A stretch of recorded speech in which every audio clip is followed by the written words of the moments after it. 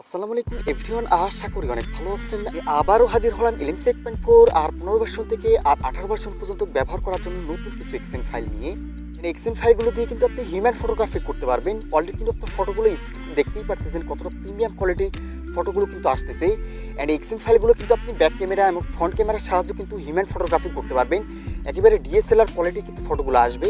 এছাড়াও আপনি day side, night side, macro ফটোগ্রাফির জন্য কিন্তু এক্সেন ফাইলগুলো চাইলে ব্যবহার করতে পারেন। এই এক্সেন ফাইলগুলো কিভাবে সেট আপ করে ব্যবহার করবেন সব কিছু বিস্তারিত দেখিয়ে দেবো। আমাদের এক্সেন ফাইলগুলো যারা ডাউনলোড করে ব্যবহার করতে পারেন না, তারা এই ভিডিও ডেসক্রিপশনে একটা লিঙ্ক দেওয়া থাকবে, ভিডিওর লিঙ্ক। ওই ভিডিওতে আপনারা দেখে নেবেন। ওই ভিডিওতে কিভাবে ডাউনলোড করবেন সব কিছু বিস্তারিত দেখিয়ে দেওয়া হয়েছে। কিন্তু আপনার কালার ভার্সন, যারা এই ধরনের কালার ভার্সন অ্যাপ্লিকেশনগুলো ব্যবহার করতে চান, ভিডিও ডেসক্রিপশনে আমাদের টেলিগ্রাম চ্যানেল দেওয়া থাকবে, ওইখান থেকে আপনারা এই অ্যাপ্লিকেশনগুলো ডাউনলোড করে নিতে পারবেন। সব ধরনের কালার ভার্সন অ্যাপ্লিকেশনের লিঙ্কগুলো কিন্তু ভিডিও ডেসক্রিপশনে দেওয়া থাকবে। দেখতে পারতেছেন এখানে যে এক্সেন ফাইলগুলো দিতেছি, এই এক্সেন ফাইল দিয়ে কিন্তু আপনি day side, night side, human ফটোগ্রাফির জন্য কিন্তু ব্যবহার করতে পারবেন। চাইলে কিন্তু আপনার ম্যাক্রো ফটোগ্রাফির জন্য কিন্তু এক্সেন ফাইলগুলো ব্যবহার করতে পারেন। খুবই প্রিমিয়াম কোয়ালিটির কিন্তু ফটোগুলো আসবে। অলরেডি কিন্তু আপনার কালারগুলো দেখছেনই, লাইট রুমের প্রিসেটের মতো কালারগুলো কিন্তু আসতেছে।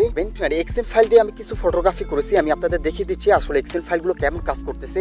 চ্যানেলে যদি নতুন হয়ে থাকেন অবশ্যই চ্যানেলটি সাবস্ক্রাইব করে দেবেন আর পাশে থাকা বেল আইকনটা প্রেস করে রাখবেন।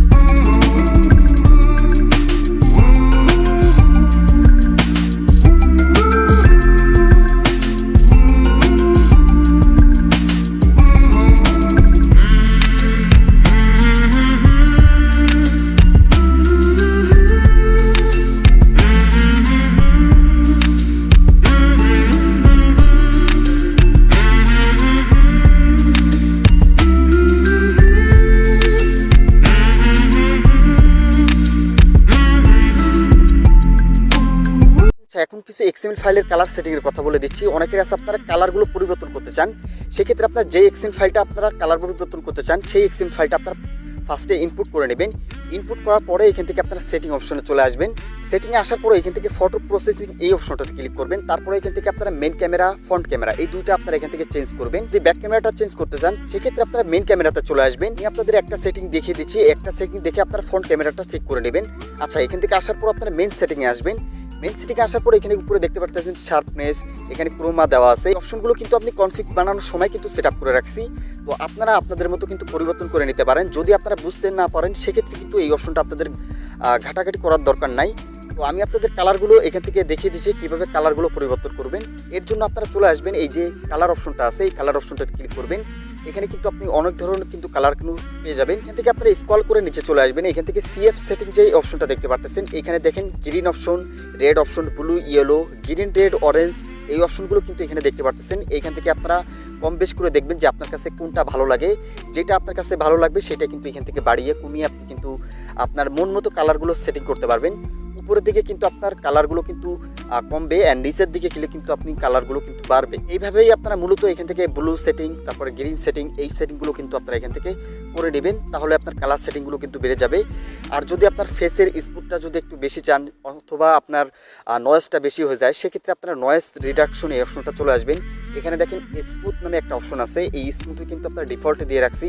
ডিফল্টে আপনার স্মুথটা ভালো কাজ করে। যদি আপনার অতিরিক্ত লাগে সেক্ষেত্রে আপনারা এখান থেকে 3 পয়েন্ট দেখতে পারতেছেন 3.50 তো করতে পারেন, 4.00 তো রাখতে পারেন। আপনার যেটা ইচ্ছা সেটা থেকে কিন্তু এখান থেকে সেট আপ করে আপনি ফাইলটা সেভ করে নিতে পারেন। এই সেটিংগুলো হয়ে গেলে এখান থেকে আপনারা ব্যাক চলে আসবেন। এছাড়াও কিন্তু আপনারা এখান থেকে নয়েজ রিডাকশন যে অপশনটা দেখতে পারতেছেন, এখানে আছে আপনার ফটো তোলার পর কিন্তু ফটোতে দেখবেন যে একটা ফাটা ফাটা ভাব আসে, ওইটা কিন্তু আপনার নয়েজের জন্য। তো এখান থেকে আপনারা স্মুথ যে নয়েজটা আছে এটা বাড়িয়ে দেবেন। তারপরে এখান থেকে টেম্পোরাল যেটা আছে এটাও আপনারা এখান থেকে বাড়িয়ে দেবেন, তাহলে দেখবেন যে নয়েজগুলো কিন্তু আপনার রিমুভ হয়ে গেছে। আচ্ছা, এই সেটিংগুলো আপনি মন মতো করছেন, এইটা কীভাবে সেট আপ করবেন এটা সেভ করে নেওয়ার জন্য এখান থেকে কনফিগে চলে আসবেন। তারপরে এখান থেকে সেভ সেটিং, এখান থেকে আপনি আপনার নামটা লিখে দিতে পারেন অথবা আপনি আপনার মতো একটা নামে আপনার এক্সএম ফাইলটা তৈরি করে নিতে পারেন। তারপরে এখান থেকে যখনই আপনারা ইয়েস ক্লিক করবেন এই এক্সএমএল ফাইলটা কিন্তু আপনার এখানে সেভ হয়ে যাবে। আচ্ছা, ক্যামেরাতে আসার পর এখানে দেখতে পারতেছেন সাইফ এক্সএমএল কিন্তু একটা সেভ হয়ে আছে এক্সএমএল ফাইল। এক্সএমএল ফাইলটাই কিন্তু আপনারা মাত্র সেটিং করে সেভ করলাম আপনাদের সামনেই। এভাবে কিন্তু আপনারা সেভ করতে পারবেন।